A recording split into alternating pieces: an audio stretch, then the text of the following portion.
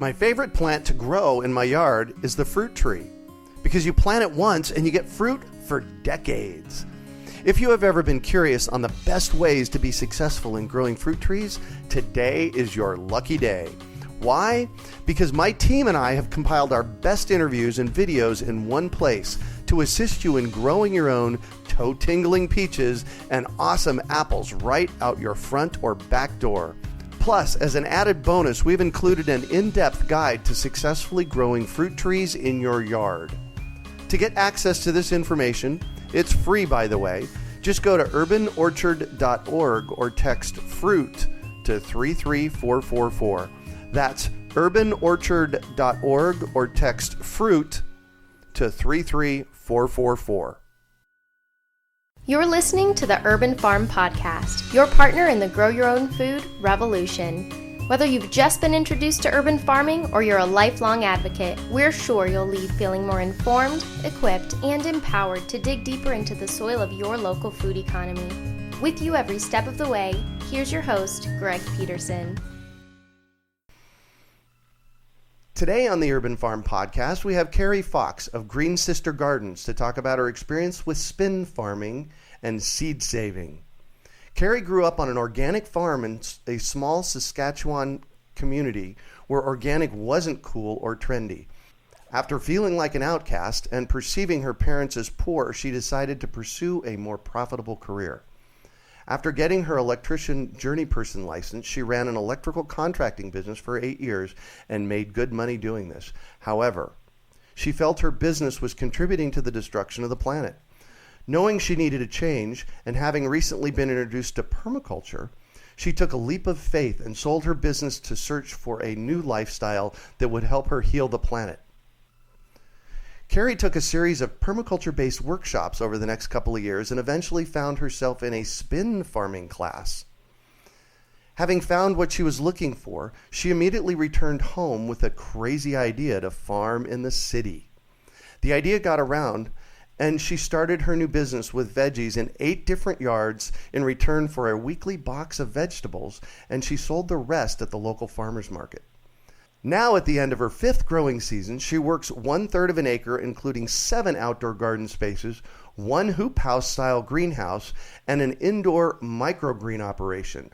Offers a salad box subscription that delivers to 9 restaurants, as well as weekly farmers markets. Welcome to the show today, Keri. Thanks, Greg. So, I shared a bit about you. Can you fill in the blanks for us and share more about the path you took to get where you're at now? Well, it feels like a path that I've been on my whole life. Like I feel like I came from, a certain grounded lifestyle. Mm-hmm. My parents were fairly self-sufficient. We grew our own food, that kind of thing. But it was such, like, I just felt like such an outcast that I had to run from it, which, mm-hmm. In a sense, I wish I hadn't done, because I could be a lot farther ahead now. But I guess that's what I needed in order to, and I see it helps now, because now I know how to relate to people more, because I went and tried to live the lifestyle that everyone else is kind of immersed in. So now that I've come back to this, I think I'm able to communicate the message more clearly, because I understand where other people are coming from. Mm-hmm. So I guess it's positive in that sense, but really in my core, I feel like that was always me, that I was just pretending to be someone else for a while just to fit in. So yeah, I heard that. So it feels it feels good to come back to, my truth and just who I really am. Yeah. Yeah. So you became an electrician and did that for a while. It must have been somewhat fulfilling for you. It was. Yeah. I think I initially got into it, the money was good, and just that inner rebel in me was just like, well, girls aren't supposed to be electricians, so I better go do this and show everybody that I can, kind of thing. Right, so, right. I mean, and that's good. It's helpful now, because I need that strength to push through and do what I'm doing. So yeah. I think everything happens for a reason, but it didn't feel fulfilling. Like, once I got my journeyman's and I was doing it, it was like, oh, okay, I thought it would feel a lot better and a lot more fulfilling once I accomplished so many things, but it didn't. It was, everybody wants more, like more hot tubs and more additions on their house and a bigger service so they can use more power. And I felt that was just kind of slowly killing me inside. So I knew that I had to find something else. Do something different. So yeah. I can feel you on that one, because in 2001 I was running a software company, and I got to a place where it's like, this isn't supporting who I am in the world, and the software negatively impacts the planet. So I can feel you on that one. So tell me about that moment that you had that realization. I basically woke up one morning and I was laying in bed dreading going to work. And so it was just kind of a wake-up call. I was like, so I'm going to do this for the rest of my life, because I'm at that point where, you know, you're supposed to be at. You have the house and the business and everything's going the way it, you know, presumably should be. Right. But I was so deeply unhappy. And so then I just really started to look into, why am I unhappy and what do I need to do to change it? And it like, once I started digging into it, it became quite obvious, because it was, you know, there's things that I was reading about and permaculture and different things that had caught my eye, you know, in the past, that I was like, oh, that's why, because that's what I'm supposed to be doing. You know, that I'm way more interested in that than, you know, wiring people's, you know, brand new houses and that kind of thing. Yeah. So for all you listeners out there, I want to kind of underline, you said you were dreading going to work. So that's I was, and it's a problem that so many other people have, and you just keep pushing through it. Right. You know? Right. Yeah, and that's where we should start getting a clue. Absolutely. You know. So you used the word permaculture, and I want to kind of dive into that a little bit before we get into the spin farming piece of this. Tell me about your permaculture experience and define permaculture for us, would you? Well, permaculture, the way I see it, is basically a design system for sustainable living. So it takes all the elements of your life, and it just teaches you a way to design it so that it's sustainable. So it's everything from solar power to rain harvesting to organic gardening to, I don't even know, like it's such a broad umbrella term just for everything, you know, about your life that can be done in a sustainable way. Cool. And how that fits together. Please. You know? Yeah. So something sparked in your life when you did your permaculture courses and like that. What was that? Well, I mean, it started out as I have a younger sister, and her and I think a lot alike, and she actually started farming this year as well. Oh, nice. But she had always kind of like kept saying the word, and I wasn't, like, I was so busy wrapped up in my other life that I wasn't really paying attention. So I just started to pay a little bit of attention, and we went to a music festival, and Verge Permaculture from Calgary was there, and they had a display, right? So it was, you know, just, it wasn't really a big deal, but it was. Like, I went and kind of flipped through their pictures, and it was just like, oh, wow, like that's great, right? And then, of course, once I started to make all these changes, I remembered that. And so I went back, and I took a variety of courses. Some of them they had facilitated, some of them they had taught. And it just, I don't know, I just opened up it was like that aha moment, like, oh my God, like you could just see like all the negative areas of my life and of, you know, society in general, how it just made it make more sense in a way. Because I think it's when you see that contrast, right? That's how we see things. So then I was seeing the contrast of how it could be different, and it was just, it was baffling and exciting, and, you know, it really got me fired up, because I was like, okay, there is actually something I can do to make a difference. Right. Well, for me, I remember the moment in 1991 when a permaculture design course flyer ended up in my mailbox. To this day, I don't know how it ended up there. But I remember opening up the flyer, standing at the mailbox, and I walked in. I was married at the time. I walked into Michelle, and I said, Michelle, I'm doing this course. Will you do it with me? And we actually did it together. And it's a life-changing event. It really is. So then fast forward a few years, and you run into something called spin farming. And, you know, I've seen it a few times over the past couple of years, and I'm curious. Tell us about what it is. Well, it's a system of farming, and it just makes it, what's the best way to describe it?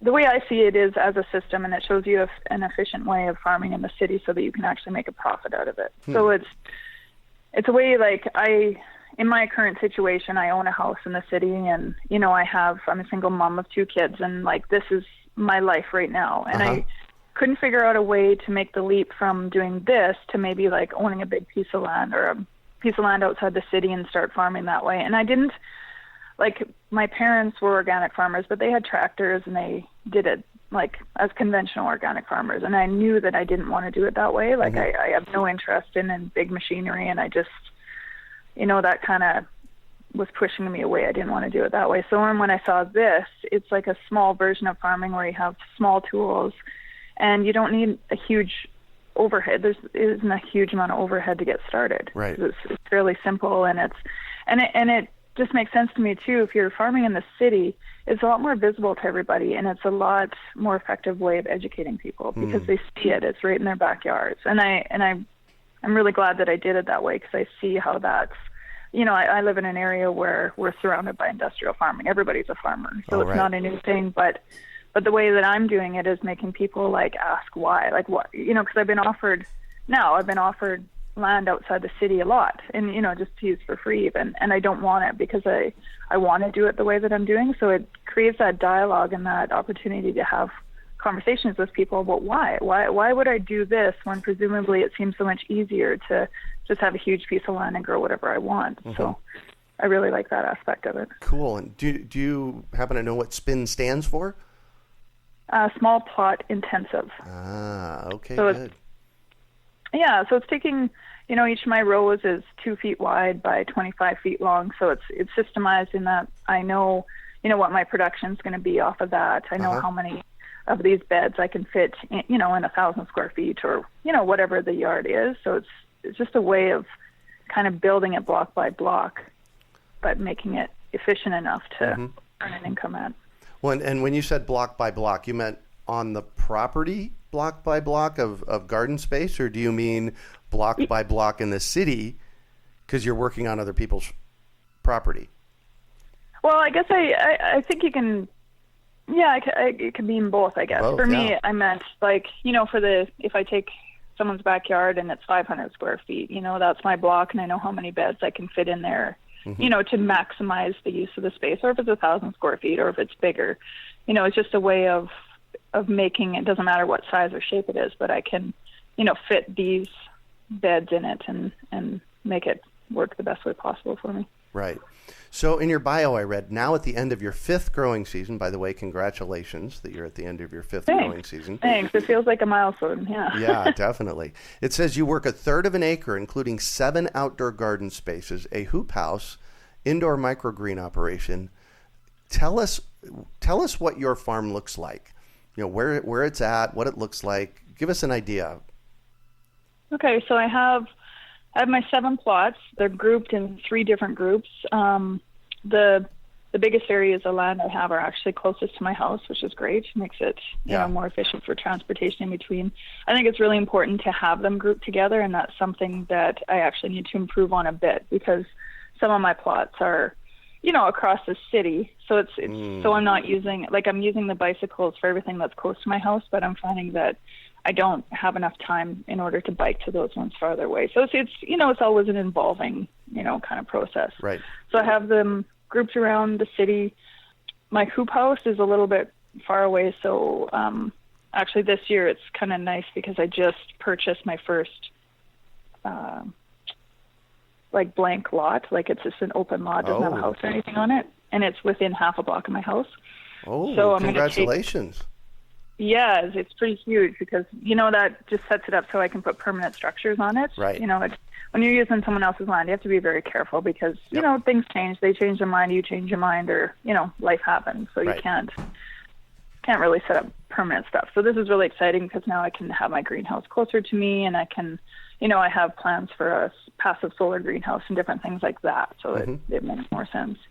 And then I have, inside my house, my basement is the entire basement is a grow up.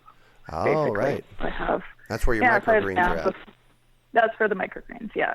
So I do grow some outside during the summer, and then I continue to grow them all year round for restaurants and stuff. So I have that going on in my basement. Cool. So that way you can produce all year round. Yeah, exactly. And I mean, there's things I always look at this as a step from A to B. ideally, I don't feel that, growing greens under fluorescent lights in my basement is like, woo, I made it. And that's, right. The goal I want to achieve. But this is like step A to B. And yeah, I eventually want to have it so I have a passive solar greenhouse. So all those microgreens are growing without the use of so much energy. Mm-hmm. But I'm trying to be, realistic and like, okay, I don't know how to take the leap from here to there because I don't have the money or resources. But if I do it slowly, right, yeah, I can totally get there and do it the way that I really want. Yeah, exactly. Do it slowly and don't get in debt. Yeah, don't get in debt. It's so huge. It's such an important piece of the puzzle. Big time. Have you ever heard of a apini? I have, yeah. I'm actually like considering on this new piece of land, like I think it'd be like now I didn't have space like in the yard and house that I currently own, right, to put one. But yeah, I think they're fascinating. So for those of you who don't know what a apini is, it's basically an underground greenhouse. So you actually carve out a hole in the ground and put a greenhouse cover over it, and then the ground around it becomes the insulation for it. So those are cool. Yeah. So how do you make your connections for, getting access to new land, and how do you build that community piece? Basically, just by talking to everyone I know. I am always talking about what I'm doing. I'm excited about it. And it comes naturally because I really am excited about it. So I'm always like telling people these crazy ideas and I never hold back. Like I'm not like worried about what they'll think or if they think it's a good idea or not, because I just feel, for me, this is my truth and I really believe in it. So I'm talking about it all the time. So then there's some people that, think it's crazy and aren't interested, but the other people that are, they pay attention and then they start talking to their friends about it, like, oh my God, look, this is what this girl is doing. And, and it seems like the word travels fast that way because it is odd for my area to be farming like this. So it does get people talking. Right. So that's basically, I've never advertised for land. Oh, nice. Not that I'm saying you shouldn't, but it's just been, you haven't had to. About it has just kind of spread the word around. Yeah, exactly. Where are you at? I'm in Moose Jaw, Saskatchewan. So I'm on the prairies. Canada. Yeah. Uh-huh. Yeah, Canada. Not too far from the border. I'm probably about an hour and a half drive from the U.S. border. I got it. And how big is the community that you live in? The city that I live in is 35,000 people. All right, cool. And then I have, I'm finding for the restaurants, because of the nature of my business, like the restaurants that are interested in are the higher end restaurants that have a chef, because the stuff I'm growing, they can get cheaper stuff shipped in, but mine tastes better. So I have to appeal to, just a certain type. So I'm finding that in my city, there isn't enough restaurants to totally support what I'm doing. So I do, there's another bigger city with a couple 100,000 people that's within half an hour of Moose Jaw called Regina. And so I sell to a lot of restaurants there. Oh, perfect. Yeah. So for those of you that are interested in looking at starting to grow food, I actually grew food 20 years ago. And the place I started was I found a couple of chefs. I made friends with them. I asked them what they wanted, and I started growing for them. And it sounds to me like that's pretty much one of the ways you're doing it. Yeah, it totally is. Yeah. And it's the area of my business that I've been growing the most in the last couple of years, and it's starting to be lucrative. Yeah. Why do you think that is? I think there's a change in people's attitudes. So having local food at a restaurant is actually a marketing tool for them as well. Oh, yeah. And yeah, the chefs that I'm talking to, I know that they care about taste and they care about, some of them really do care about the environment and they're conscious about that too. But, the other ones might not be so worried about our planet, but they are like interested in, the taste of things and how fresh it is. And really, like if I'm harvesting stuff today and I'm going to, deliver it to them tomorrow, you can't beat that. You can't get that anywhere else. So I have that edge. Yeah, especially up in a colder climate. Yeah, for sure. Because down here in Phoenix, we can grow all year round. What's your growing? Right, so it is feasible to. Yeah. What's your growing season like up there? Well, I've been extending it every year. Basically, I start planting in April, and I'm still currently harvesting some stuff out of the garden. Mm-hmm. The interesting thing is, though, like the other people in my community that grow gardens, they don't start until the end of May, and they've all wrapped up their gardens in September. Oh. And I think it's just it's a mindset. Like, it's like, that's what our grandparents did. So, that's just the way it's done. They plant once in the spring and, they harvest in the fall, and that's it. But I'm kind of finding that, with the use of really low-tech tools, like just a fabric row cover, extends my season by a month on either side. And then, of course, if I add, greenhouses and a solar or a passive solar greenhouse, stuff that, I can definitely extend that a lot further. Right. But that's where we're at. So about 20 weeks is, kind of our average growing season here. Yeah. So doing something like this has to take some significant planning. How do you plan and schedule this type of farming, since it's not all in one place, and there's a bit of a temporal nature of it? Well, it's something that's developed over the last 5 years. That was one of my biggest struggles initially, was just keeping everything straight, because it is like it's in different areas. But I'm slowly, starting to use spreadsheets a little more, although I resisted the computer at first, but I'm, kind of succumbing to that and using it a little bit more than I used to. But yeah, the planning and even just scheduling out your day, like I'm getting fairly meticulous at, this is what I do on Monday. Things have to happen at a certain day of the week, and, scheduling what I'm going to do during the day. And I have 2 kids, so it's not like I can just focus on the business and go with that. So I feel that my life gets a little crazy sometimes, so I have to, it is a lot of planning. And I did take a course a couple of years ago, and it was called Enrich Life, but basically it was about balancing and planning things like in your personal life and your business in a way that you can manage. So I was struggling a lot before I did that. I needed a little extra help just to help with the planning part. Yeah, exactly. Are your kids old enough to be able to help yet, or? My daughter's 14, so she begrudgingly helps me sometimes. Yeah. It's interesting because she complains about it, and she doesn't really want to be out in the garden and doing that kind of stuff. But then when she is, she's like the fastest person I've ever worked with. Like, so it's interesting how she's picking up on this stuff, even though maybe she's pretending that she's not. So it's encouraged. Like, sometimes I'm discouraged by her, but then she comes out and helps, and it's like, oh, you are paying attention. So it's really nice that way.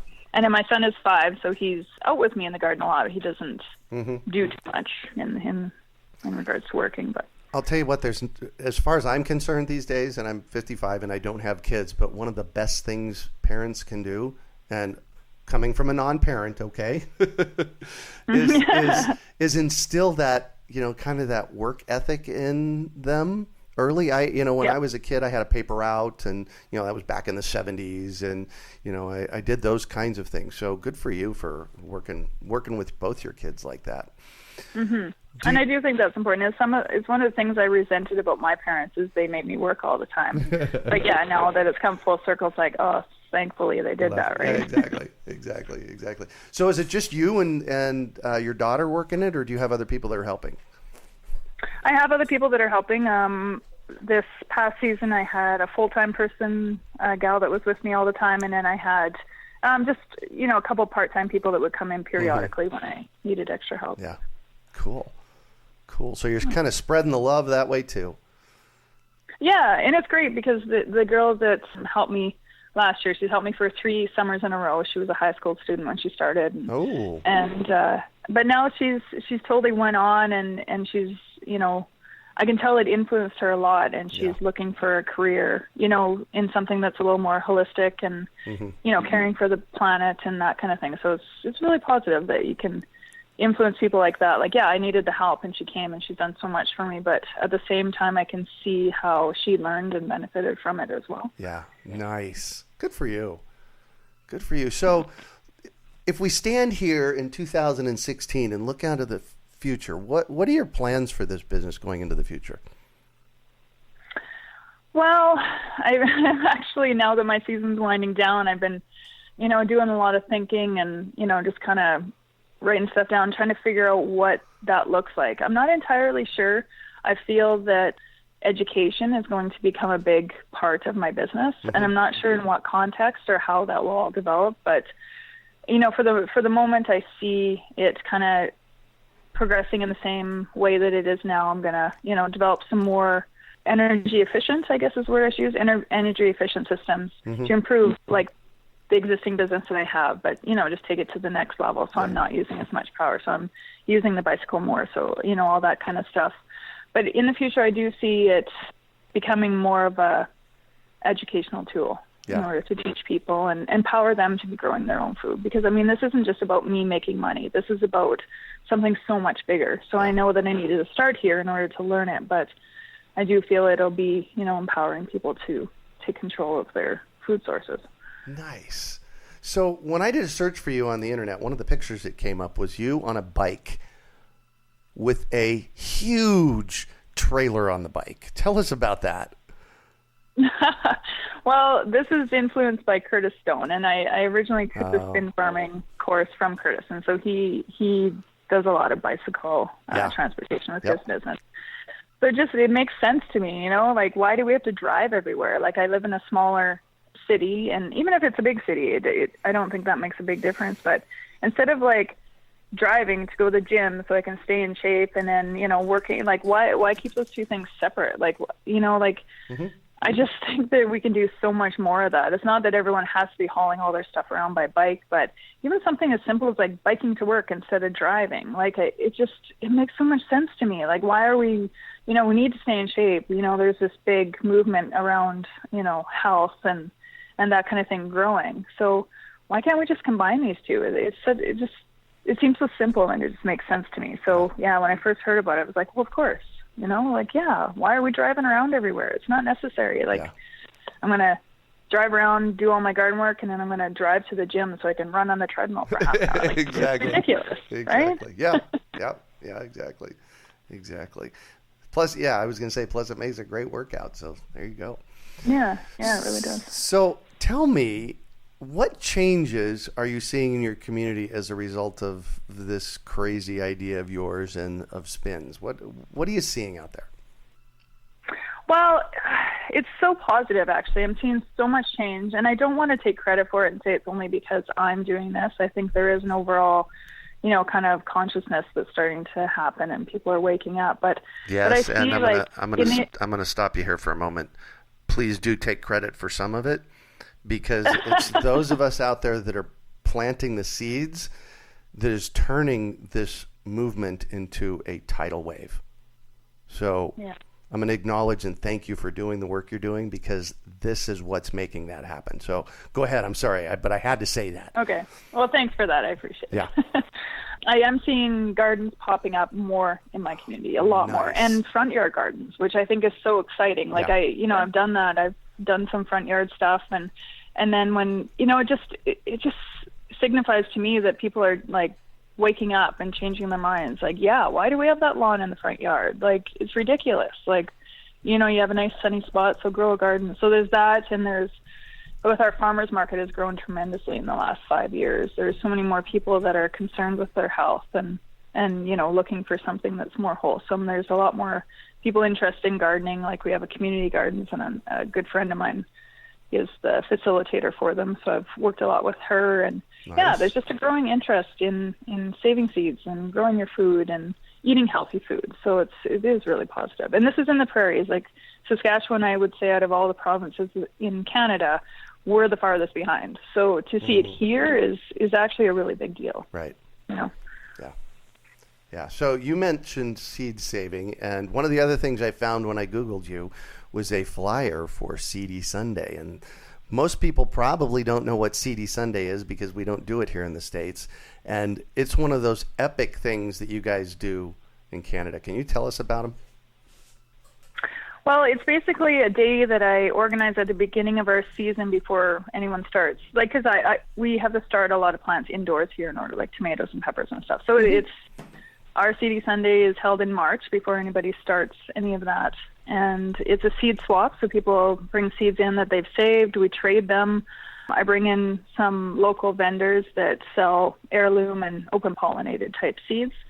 So it's just a way to basically like get those seeds out into the community, and it starts a lot of conversations, and it's a good educational thing without actually holding a class, because people come and they just start talking about their gardens and they're so excited, and then they talk to other people that are excited, and it just kind of creates this whole movement of seeds and gardening. So it's been very positive, and it's grown. I think we've kind of had to double our space every year since I started, so it's a lot more people are getting interested. Nice. And this is something that's done all across Canada, right?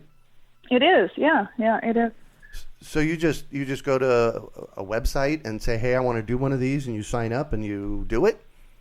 How does that work? Not even that. I just found it online, and they, kind of just talked about like how they did it. And then in Regina, the city that's close to me, I'd went to one the year before I started. Uh-huh. And so they had started there. I was like, well, of course we can start it here. It doesn't even have to be as complicated as signing up for anything or doing this. It's just, find a space, get the word out, and, kind of tell people what you're doing, and everybody gathers there. And it's just kind of naturally been just progressing from there. And then the spin-off to that is, we were finding like the end of the first one I did, because people bring their seeds to trade. Some of them get traded, and then there was some left over. So what we did with those leftover seeds is we started a seed library at our public library. So it's a way people can go and actually check out seeds as if you were checking out a book. And then the theory is you grow it, and then you save the seeds from your plant, and you return a few of them. So it's like a live seed bank in a way. Sweet. Well, congratulations for doing that as well. Thanks. Absolutely. So I want to shift on you, and I want you to talk about a time you failed, how you overcame that failure, and what you learned from it. There's so many. Oh, I know. But remember, it's not about the failure. It's about what we learned from it. And I was just going to say, how important it is for us to talk about our failures, because when I first started this, I only heard the good stuff and like how much you could do, and how things could work so smoothly. And then when I started, they totally didn't. And I was just like, what am I doing wrong? Like, is it just me? Like, how come I'm failing so bad at this and everybody else, so successful? But it's not that. It's just that everyone talks about the successes and not all the failures along the way, because that's honestly where I've learned the most in my business is from the failures, like hands down. So it is important to talk about. Absolutely, and hence the reason I asked the question. Yeah, exactly. So my biggest failure, I would say, is starting out too big.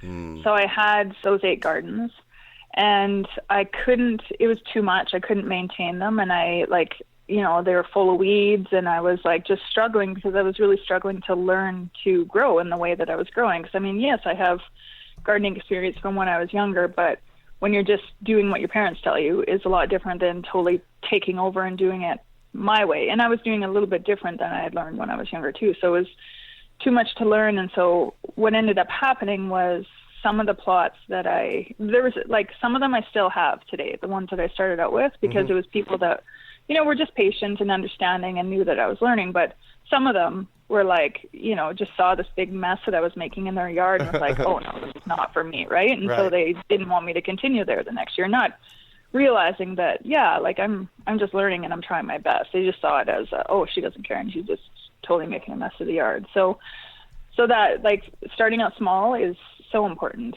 I think. And I kind of had been told that a little bit, but I was too excited about it, and I was like, oh no, just jump in feet first, which is usually how I deal with things. I should maybe think about that, but kind of figure out how to swim as you go. So that was definitely my biggest mistake. Yeah. Well, we get so excited. I've done that too. You jump in and you take on too much, and then something's got to fall away until you figure. So until you figure it out. Yeah, exactly. So what do you consider your biggest success? Well, I think probably the biggest success is the educational portion of it. Like how it's, and probably how I've been building community as I go.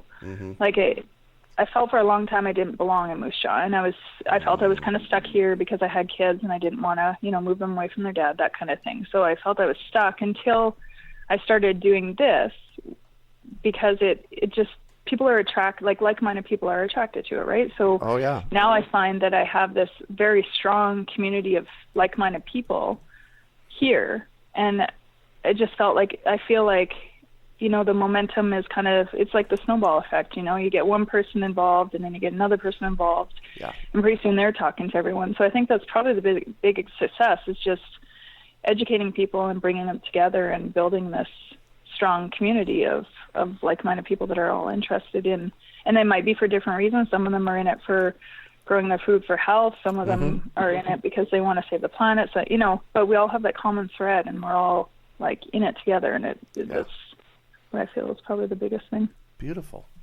So what drives you? I don't know. That's a really good question. I think it's, you know, like that intuition, or there's something deep inside of me that knows what's right. And, you know, it's hard to explain. It's just, you know, I feel like a fire is burning inside me, and I just, like, I can't ignore it. And it just feels like the right thing to do. You know, every time I make the right decision and I'm following what I really believe in, it feels good. You know, it doesn't, when you go the other way, you can just intuitively feel it in yourself that it doesn't feel right, it doesn't make you happy. And this, you know, although there's so many problems in the world that scare the crap out of me all the time, at least, you know I'm making a difference, and I know that this is the right direction for me to be going. So it's not, it's just something inside me that just is telling me that, this is the right thing to be doing. Nice. Good for you for listening, because so many people, and this has been a thread through our entire conversation, that you've listened, but so many people don't. Yeah. So really good for you for listening. So I'm all about education, and I have to know, is there one or maybe two books that have been significant for you in this process? There is. The first book that I was introduced to was Spin Farming. It's by Wally Satchwich and Roxanne Christensen. So he developed the system of farming in the city, and, you know, that's where I get my 2-foot by 25-foot beds. And, you know, the book is all laid out, so it shows you, like, what your yield should be, like how close you seed things together, what it would cost to seed a bed, like all this really business kind of type stuff. That it's important, because, I mean, I think that's something that I should stress too, is that if you're going to be successful at farming, you need to watch your numbers. You know, I see a lot of farmers that they're really good at growing food and doing that, but if you don't watch the numbers and watch the financial end of your business, it's not going to be successful. Yeah. So this one is so valuable to me, because I still use it as a reference book. I always go back to it, and, you know, when I'm planting. And then the second book is The Urban Farmer by Curtis Stone. And the interesting thing is, Curtis started out following the spin farming method too, and now he's kind of gone on to develop his own system, which includes a lot of the spin farming techniques, but he's just kind of taken it to the next level, which I find, he's very organized and insightful. So I use his book a lot. Nice. Cool. So what one final piece of advice do you have for our listeners? I think what I would tell people is just start. I think it's crucial. I think it's overwhelming when you look at all the problems we're facing and, like, feel like you're not making a difference and that kind of thing. But if you just start at one thing, it leads to something else, and it leads to something else. So I think that's the best advice that I could give anybody, is just start. Just start doing something, because it'll lead to something else. And, you know, before you know it, 5 years later, you know, you're in your 5th season of growing vegetables. That's right. Well, congratulations. And thank you so much for joining us on the show and sharing your experience with us today, Keri. It has been a treat. Oh, thanks for giving me the opportunity. Oh, my gosh. Absolutely. So how can our listeners get a hold of you? I have a website. It's greensistergardens.com. So, you can message me on there. You can find out more about, you know, kind of how I run my business and the things that we do. Perfect. Perfect. And if you want to go to the show notes page in the show, it's urbanfarm.org/Keri. That's Keri. Well, that's it for today. Thanks for joining us on the Urban Farm Podcast. My favorite plant to grow in my yard is the fruit tree, because you plant it once and you get fruit for decades. If you have ever been curious on the best ways to be successful in growing fruit trees, today is your lucky day. Why? Because my team and I have compiled our best interviews and videos in one place to assist you in growing your own toe-tingling peaches and awesome apples right out your front or back door. Plus, as an added bonus, we've included an in-depth guide to successfully growing fruit trees in your yard. To get access to this information, it's free by the way, just go to urbanorchard.org or text FRUIT to 33444. That's urbanorchard.org or text FRUIT to 33444. We hope you enjoyed today's episode of the Urban Farm Podcast. Remember to listen 3 days a week for tips, advice, and resources to help you on your journey with urban farming. You can find us on the web at urbanfarm.org or send us an email to podcast@urbanfarm.org. In the words of Vincent van Gogh, great things are done by a series of small things brought together.